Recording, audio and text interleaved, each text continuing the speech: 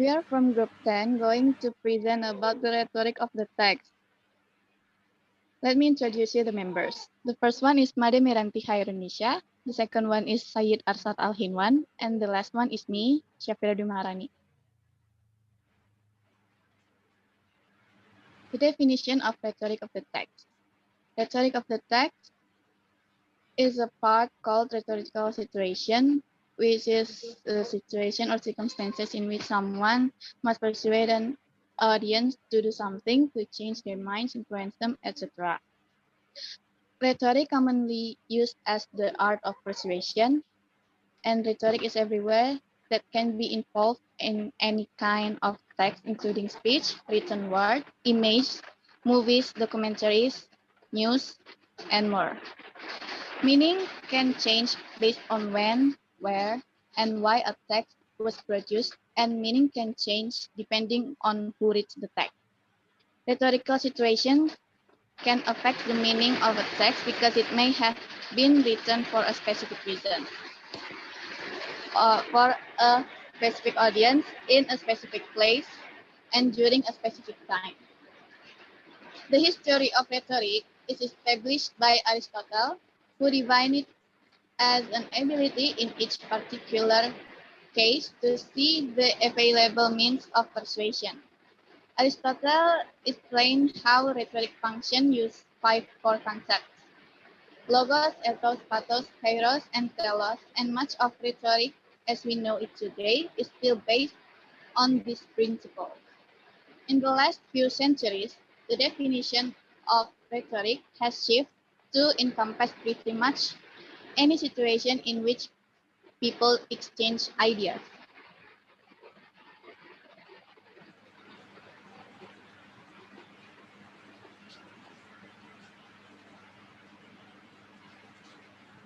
In rhetorical of the text, there is a part called rhetorical situation. It is a situation or circumstances in which someone or a writer or speaker must persuade an audience to do something, to change their mind, influence them, etc.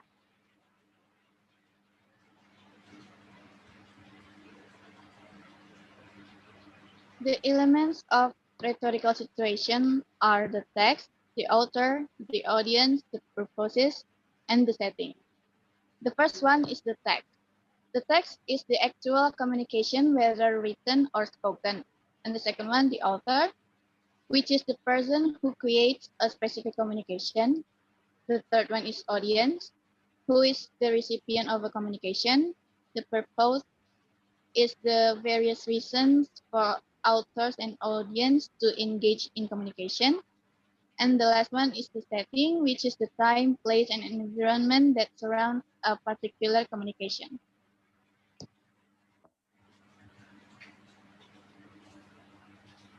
The principles of the rhetoric text. The first one is end focus, or less is most important. In this principle, the final position tends to be the major focus of information. Information placed at the end will facilitate the audience task in focusing on what is considered interesting or newsworthy. The example can be seen. The first one is the single most important skill and most undervalued capacity for exercising adaptive leadership is diagnosis. And the second example is the most surprising news coming out of the convention was not who received the presidential nomination or the terrible riot, but the vice presidential candidate. Governor Spiro, the 49-year-old Maryland governor. The second one is subordination. Subordination is the process of linking two clauses in a sentence so that one clause is dependent on another. Causal subordination is often indicated by subordinating conjunction in the case of adverb clauses or a relative pronoun in the case of adjective clauses. Subordination enables the writer to emphasize one idea over the other. The example we can see Even though Tracy would be late for work, she stopped to help the injured man. The sentence emphasized the fact that Tracy stopped to help the injured man rather than the fact she would be late for work. So next to the climax. As a stylistic device, the term climax refers to a literary device in which words, phrases, and clauses are arranged in an order to increase their importance within the sentence. See how William Shakespeare achieves climax in the passage below, taken from his sonnet The Passionate Pilgrim. Beauty is but a vain and doubtful good, a shining glass that fadeth suddenly, a flower that dies when first it begins to bud, a brittle glass that's broken presently, a doubtful good, a glass, a flower, lost, faded, broken, dead within an hour. The phrase with that within an hour is placed at the very end as it marks the climax of the fate of the beauty, which he introduces as a vain and doubtful good. Sorry. Next one is imitation. Imitation is a literary device that imitates a famous literary work by another writer in order to honor the literary piece it imitates. This literary device is generally employed to imitate a piece of literary work lightheartedly, but in a respectful manner. The example, the writers we absorb when we are young bind us to them, sometimes lightly, sometimes with iron. In time, the bonds fall away. But if you look very closely, you can sometimes make out the pale white groove of a faded scar, or the telltale chalky red of old rust by Daniel Mendelssohn in 2013. Next, the chronological sequencing. Chronological sequencing is a principle which says that textual time imitates real time, that if A comes before B in the model of reality, then A comes before B in the text. This is a particularly convincing case of syntactic identity because if A and B refers to events, the sequence A and B is sufficient to enforce the interpretation that the former event precedes the latter. The example we can see A is nonsensical in contrast to B. A. The Lone Ranger rode off into the sunset, mounted and settled in his horse. And the B. The Lone Ranger settled his horse, mounted and rode off into the sunset.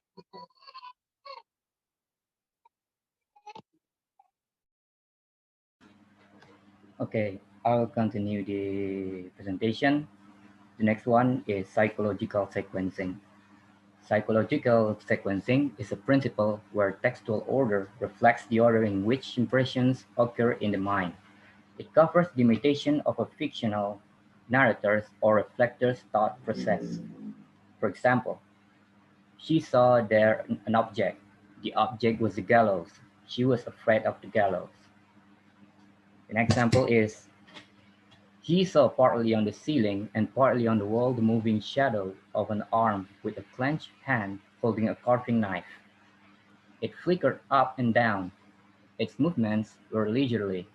They were leisurely enough for Mr. Pellet to recognize the limb and the weapon.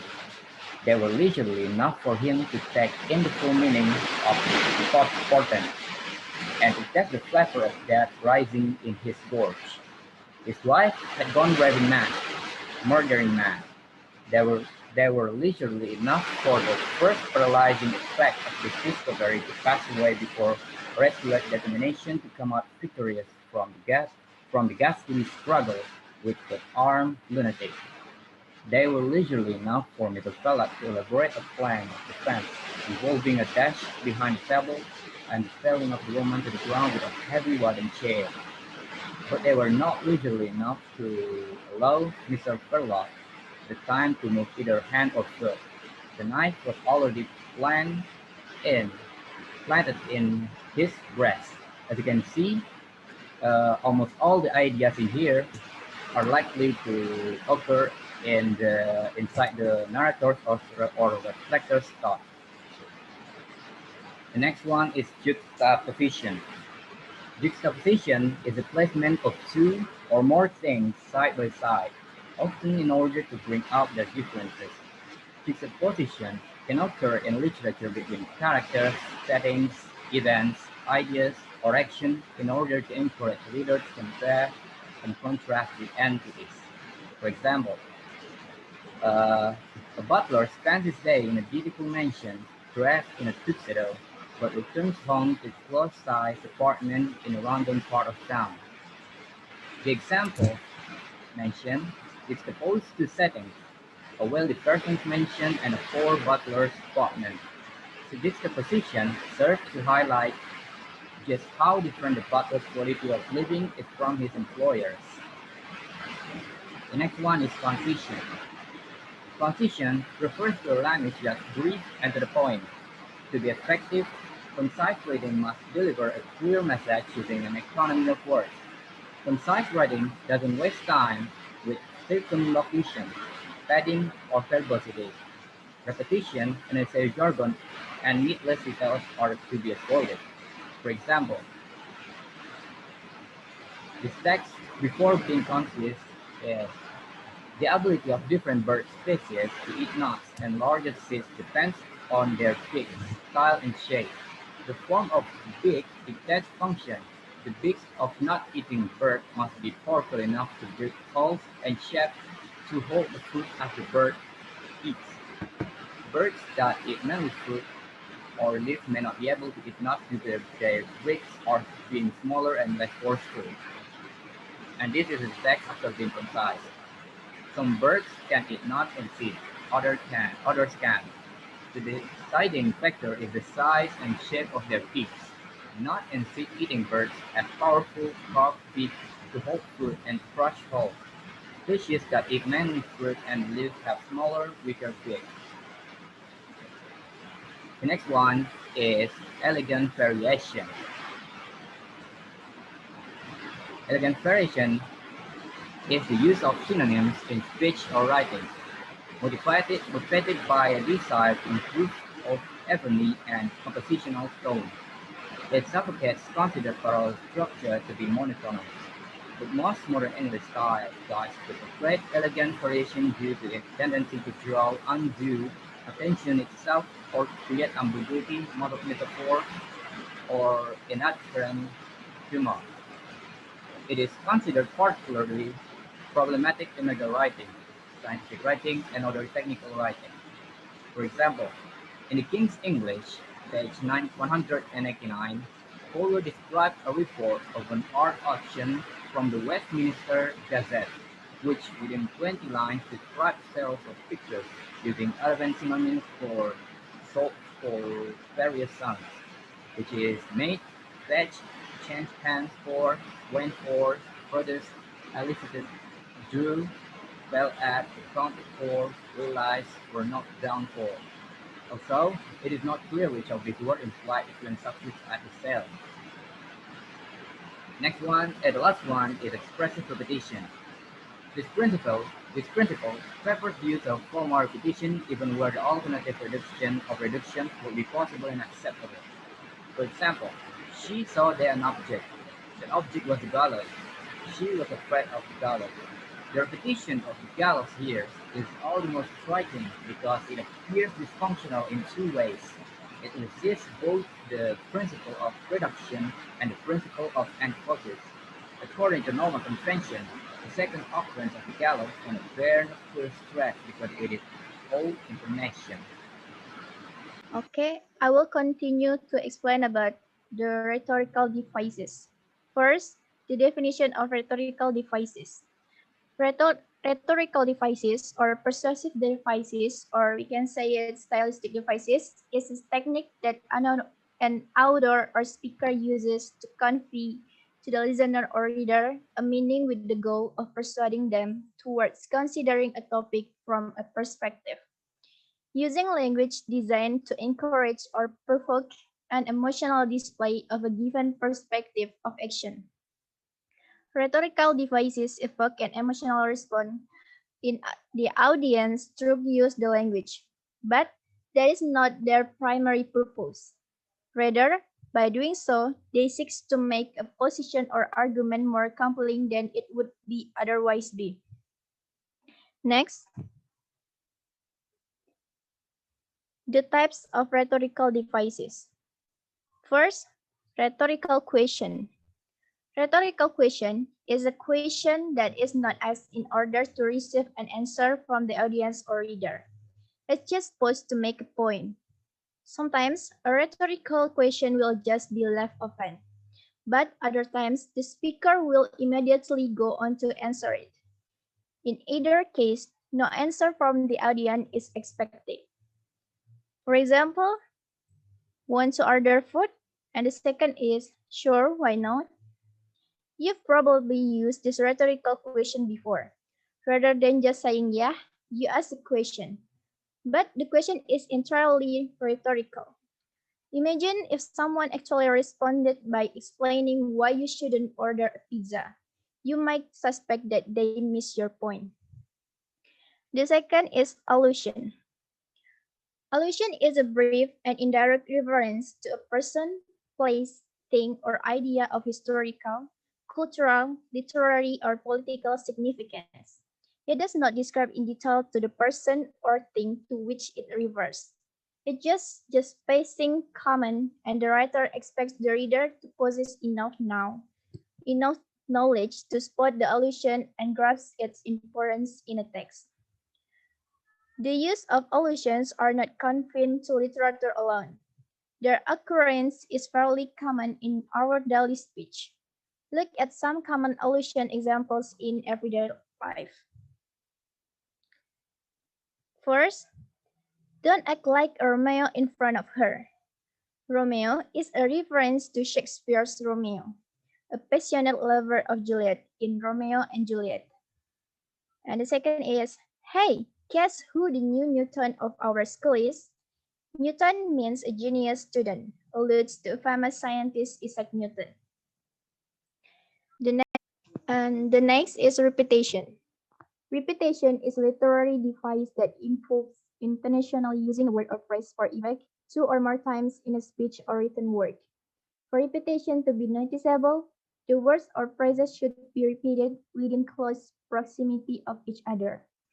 Repeating the same words or phrases in a literary work of poetry or prose can bring clarity to an idea and or make it memorable for the reader. For example, in the statement, what you own ends up owning you. Own is repeated in two different ways. This repetition gives greater clarity to the meaning of the statement as a whole.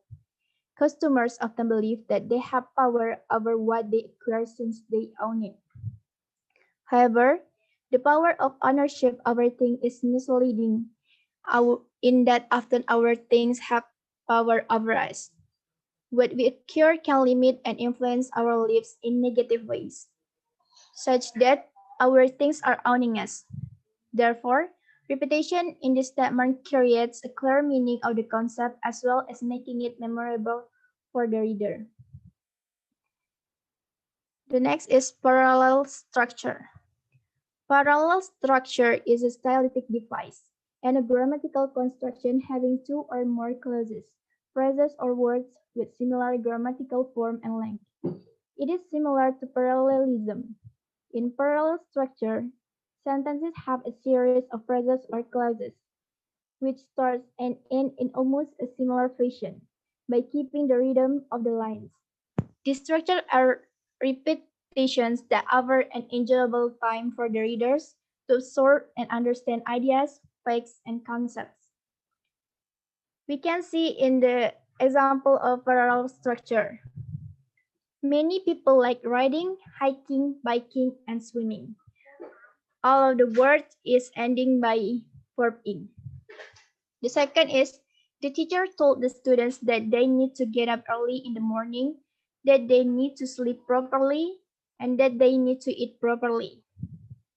The third one is the cat runs across the garden, jumps over to the plant, and moves down to the road. The next slide, please.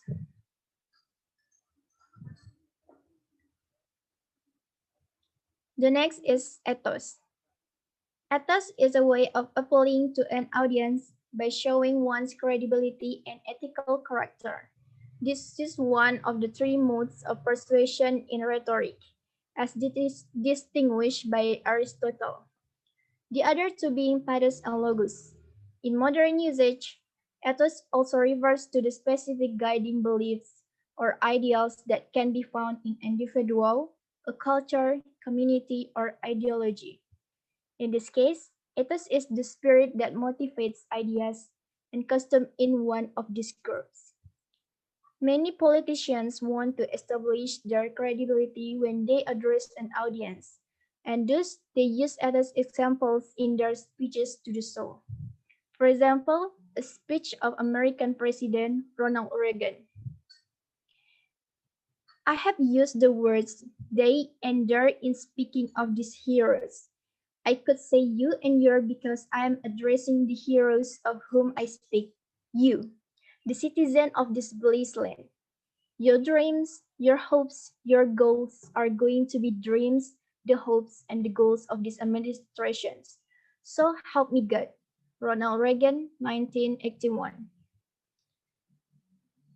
The next is logos. Logos is derived from a Greek word, logos, means logic. Logos is a literary device that can be described as a statement, sentence, or argument used to convince or persuade the target audience by employing reason or logic. In everyday life, arguments depend upon pathos and ethos beside logos. Let's take a look at logos example in literature and debates. First, The Political Ideals by Bertrand Russell. The wage system has made people believe that what man needs is work. This, of course, is absurd. What he needs is the goods produced by work and the less work involved in making a given amount of goods. The better, but owing to our economic system, where a better system would produce only an increase of wages or a diminution in the hours of work without any corresponding diminution of wages. In this paragraph, we can see that Russell is presenting arguments for the unjust distribution of wealth and its consequences. He answered through logic and states that a reason for this injustice is due to evils in institutions. He dedicates that capitalism and the wage system should be abolished to improve the economy system. The last is pathos. Pathos is a quality of an experience in life or a work of art that stirs up emotion of pity, sympathy, and sorrow. Pathos can be expressed through words, pictures, or even with gestures of the body. For example, if we don't leave this place soon, we'll be yelling for help. There's no one to help us here. Let's get out of here and leave. This statement evokes emotions of fears. Referring to a country as the motherland stirs up patriotic feelings in individuals living in the country or state. A soft instrumental symphony may arouse people emotionally. Next slide. I think that's all about our group presentation. We are sorry for our mistakes. Assalamualaikum warahmatullahi wabarakatuh.